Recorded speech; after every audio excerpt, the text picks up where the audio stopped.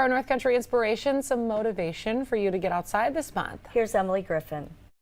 Fall is beautiful in the North Country, and according to the fall foliage map on iloveny.com, leaves are near peak coloring in the Adirondacks, and the surrounding areas are solidly transforming.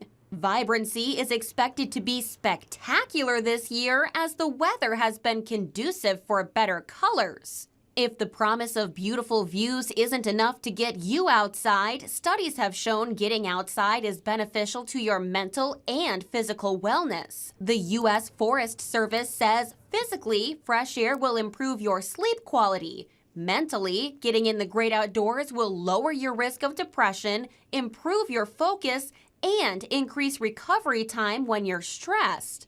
So, with Mother Nature's fall display unfolding, I hope you're inspired to get out and enjoy it. Emily Griffin, 7 News.